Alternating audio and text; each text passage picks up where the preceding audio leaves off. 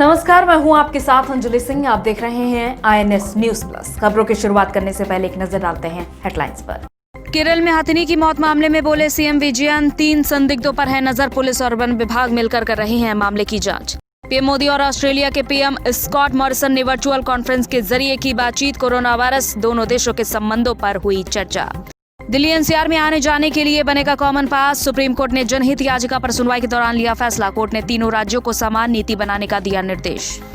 देश इस वक्त जहां कोरोना संकट से जूझ रहा है, लोग एक दूसरे की मदद को आगे आ रहे हैं, तो वहीं इस बीच केरल से एक ऐसी घटना सामने आई जिसने सभी का दिल दहला दिया। दुनिया इस वक्त एक महासंकट से गुजर रही है। ऐसे संकट में उम्मीद की जाती है कि लोग सब कुछ भूलकर मानवता का प्रदर्शन करें और दूसरों की मदद करेंगे। ये नियम सिर्फ इंसान ही नहीं बल्कि जानवरों पर भी लागू होता है। लेकिन केरल में एक गर्भवती हथिनी की मौत ने इन सभी बातों पर सवाल खड़े कर दिए हैं। भूखी गर्भवती हथिनी को अनानास में पटाखा भरकर दिया गया और उसकी मौत हो गई। इसी के साथ इंसानियत एक बार फिर शर्मसार हुई। अब इस घटना पर अलग अलग लोगों की प्रतिक्रियाएं आ रही हैं। सरकार की ओर से इस मामले में एक्शन का भरोसा दिया गया है, तो वही सोशल मीडिया पर इस मामले में काफी गुस्सा देखा जा रहा है लोगों में। आम से लेकर खास तक हर कोई कड़ी कार्रवाई की अपील कर रहा है। केरल के मलप्पुरम में एक हथिनी की मौत पर पूरे देश में गम और गुस्सा है। केंद्र सरकार ने भी इसका संज्ञान लिया है। केंद्रीय मंत्री प्रकाश जावड़ेकर ने ट्वीट कर कहा कि मलप्पुरम में हथिनी को मारने की घटना को केंद्र सरकार ने गंभीरता से लिया है। गुनहगारों को पकड़ने और जांच में हम कोई कसर बाकी नहीं रखेंगे। पटाखे खिलाकर मार देना भारतीय संस्कृति नहीं है। वन विभाग के अधिकारियों के मुताबिक अधिकारियों को ये हथिनी 25 मई को मिली थी। 27 मई को नदी में खड़े खड़े उसने दम तोड़ दिया था। वहीं केरल के मुख्यमंत्री पिनराई विजयन ने कहा है कि हमारी नजर 3 संदिग्धों पर टिकी हुई है। सीएम ने ट्वीट करके कहा, 3 संदिग्धों पर ध्यान केंद्रित करते हुए एक जांच जारी है। पुलिस और वन विभाग संयुक्त रूप से घटना की जांच करेंगे। वहीं वन अधिकारियों के मुताबिक देश में बने पटाखों के साथ अनानास का उपयोग आमतौर पर स्थानीय लोग जंगली सूअरों के खिलाफ अपने खेतों की रक्षा करने के लिए करते हैं। अधिकारियों को संदेह है कि हथिनी ने इन्हीं अनानास में से एक खाया होगा। साथ ही वाइल्ड लाइफ SOS ने फलों के अंदर अवैध रूप से विस्फोटक रखने की प्रैक्टिस के खिलाफ आवाज उठाई है।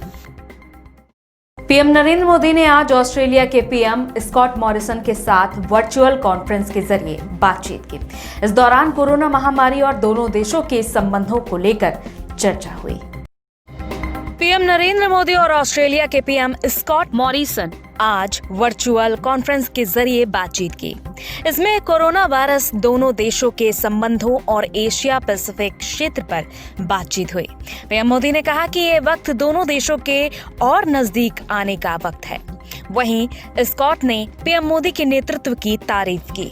बातचीत में स्कॉट ने ये भी कहा कि वो भारत आने पर गुजराती खिचड़ी खाना चाहेंगे। पीएम मोदी और ऑस्ट्रेलिया के पीएम स्कॉट मॉरिसन के बीच क्या बातचीत हुई, जानिए। और विशेष रूप से कोविड-19 से प्रभावी सभी लोगों और परिवारों के प्रति पहले जनवरी में और फिर पिछले महीने हम आपकी भारत यात्रा की प्रतीक्षा कर रहे थे, लेकिन दुर्भाग्यवश दोनों ही बार यात्रा स्थगित करनी पड़ी। हमारी आज की मुलाकात आपकी भारत यात्रा का स्थान नहीं ले सकती है। एक मित्र के नाते मेरा आपसे आग्रह है कि स्थिति सुधरने के बाद आप शीघ्र सपरिवार भारत यात्रा का प्लान करें और हमारा आतिथ्य स्वीकार करें। एक्सेलेंसी, भारत ऑस्ट्रेलिया संबंध विस्तृत होने के साथ साथ गहरे भी हैं। आगे पीएम मोदी ने कहा कि भारत ने कोरोना वायरस आपदा को अवसर के तौर पर देखा है, जिसके परिणाम आने वाले वक्त में जरूर दिखेंगे। विश्व को इस महामारी के आर्थिक और सामाजिक दुष्प्रभावों से जल्दी निकालने के लिए एक कोऑर्डिनेटेड और कोलैबोरेटिव अप्रोच की आवश्यकता है।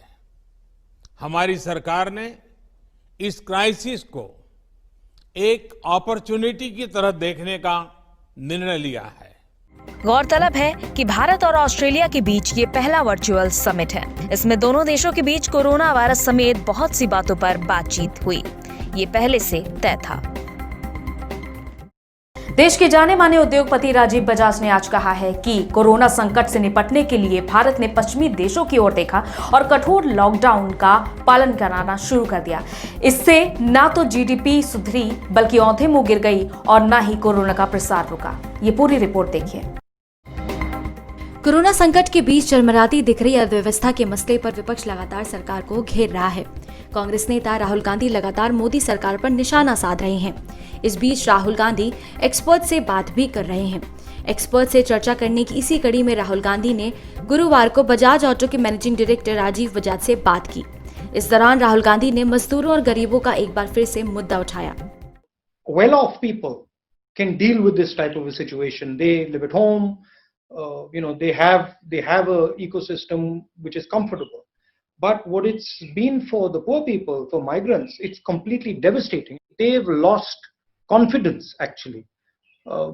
काफी लोगों ने मुझे बोला कि बिल्कुल भरोसा खो गए हैं, भरोसा ही नहीं बचा. And that I think is a very sad thing and a dangerous thing for the country. तो वहीं राजीव बजाज ने यहाँ की स्थिति को लेकर कहा कि सभी के लिए यह एक नया माहौल है, हम इसमें ढलने की कोशिश कर रहे हैं। इस बीच कारोबार के साथ बहुत कुछ हो रहा है। Right from the beginning, I mean, this is my view.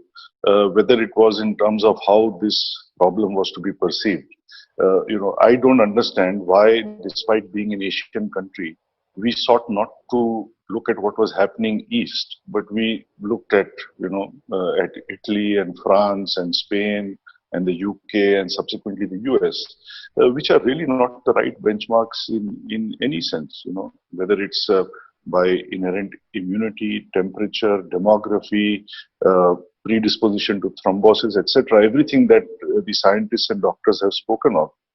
We should never have been looking there, even in terms of how to approach this from a medical point of view, starting with the bogey of medical infrastructure. We are all aware that there can be no medical infrastructure that can be adequate to combat something like this. But nobody was willing to explain the maths to us that we are so many people and if so many are vulnerable, 5% or whatever it is, this is what that number looks like and this is how we are preparing ourselves, or perhaps we cannot prepare ourselves. Maybe that's not a politically appropriate thing to say. But as Narayan Murthy ji always says, when in doubt, disclose. I think we have fallen very short of disclosing facts, logic and the truth. Rahul Gandhi ने पूछा कि किसी ने नहीं सोचा था कि पूरी दुनिया में लॉकडाउन हो जाएगा। ऐसा विश्व युद्ध के समय पर भी नहीं हुआ था। जिसके जवाब में राजीव बजाज ने कहा कि भारत में एक तरह का ड्रैकोनियन लॉकडाउन है, ऐसा कहीं भी नहीं हुआ। हमारे यहाँ की तुलना में कई देशों में बाहर निकलने की अनुमति थी। I don't think anyone imagined that the world would be locked down in this way. I don't even think during the World War, the world was locked down. I think even then things were open. So it's a unique and devastating sort of phenomenon. And when you say the world has never been locked down like this, India has been locked down. What I have referred to as a draconian lockdown. This kind of lockdown I am not hearing about from anywhere else. All my friends and family living across the world have always been free to step out, to take a walk, to go and buy something they require, to go and visit someone and say hello. So in terms of the social and emotional aspects of this lockdown, they seem to have been in a much better place. गौरतलब है कि राहुल गांधी की ओर से लगातार corona संकट के बीच expert से बात की जा रही है। राहुल ने अपने सिलसिले की शुरुआत रघुराम राजन से की थी, जिसके बाद नोबेल विजेता अभिजीत बैनर्जी से भी चर्चा की। इसके अलावा राहुल गांधी अब तक हार्वर्ड के प्रोफेसर से लेकर प्रवासी मजदूरों से भी चर्चा कर चुके हैं। कोरोना संकट के कारण दिल्ली एनसीआर की सीमाएं सील हैं। इस कारण लोगों को आने जाने में काफी दिक्कतों का सामना करना पड़ा। तो वहीं सुप्रीम कोर्ट ने अब इन समस्याओं का समाधान निकाला है। दरअसल सुप्रीम कोर्ट ने कॉमन पास जारी करने के निर्देश दिए हैं। कोरोना संकट के कारण दिल्ली एनसीआर की सीमाएं सील हैं और लोगों को आने जाने में दिक्कत का सामना करना पड़ रहा है। लोगों की दिक्कत को देखते हुए सुप्रीम कोर्ट में एक जनहित याचिका दायर की गई थी।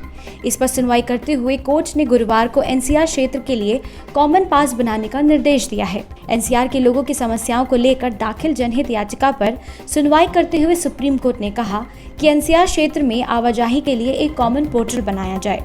इसके लिए सभी स्टेक होल्डर मीटिंग करें और एनसीआर क्षेत्र के लिए कॉमन पास जारी करें, जिससे एक ही पास से पूरे एनसीआर में आवाजाही हो सके। बता दें कि दिल्ली में बढ़ते कोरोना के मरीजों को देखते हुए हरियाणा सरकार ने दिल्ली से लगती सभी सीमाओं को सील कर दिया था।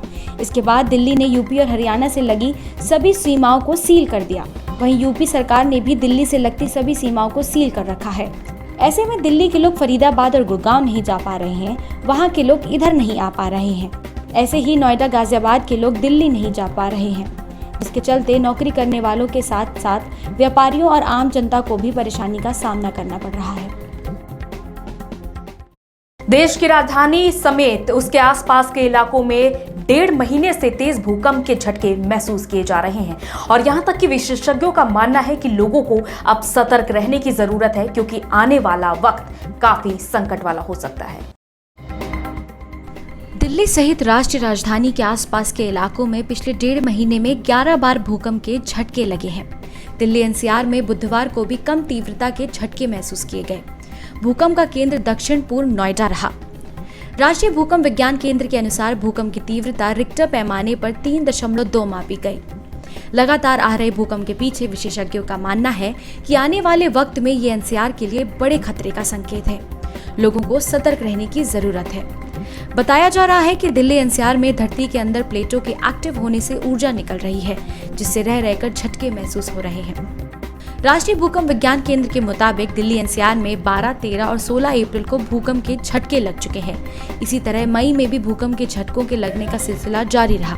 6, 10, 15 और 28 मई को दिल्ली फरीदाबाद एनसीआर में झटके लगे। इसके बाद 29 मई को 2 बार झटके लगे, जिसका केंद्र रोहतक रहा। राष्ट्रीय भूकंप विज्ञान केंद्र के मुताबिक इस अवधि में राजस्थान में 1, उत्तराखंड में 4 और हिमाचल प्रदेश में भी 6 बार भूकंप के झटके लगे। हालांकि गनीमत रही कि इन झटकों की तीव्रता रिक्टर स्केल पर 2.2 से लेकर 4.5 तक ही रही। इससे अधिक तीव्रता के झटके लगने पर नुकसान की आशंका रहती है। बता दें कि भूकंप के लिहाज से 4 सीस्मिक जोन को 2, 3, 4, 5 में तेज बटा है। दिल्ली एनसीआर जोन 4 में आता है। ये तबाही के मामले में दूसरे नंबर का जोन है। इस जोन में रिक्टर पैमाने पर 7 से 8 तीव्रता का भूकंप आने की आशंका रहती है। दिल्ली एनसीआर भूकंप के लिहाज से प्रबल खतरे वाले जोन है। और इसी के साथ INS न्यूज प्लस की खास खबरों में फिलहाल इतना ही। इजाजत दीजिए। नमस्कार।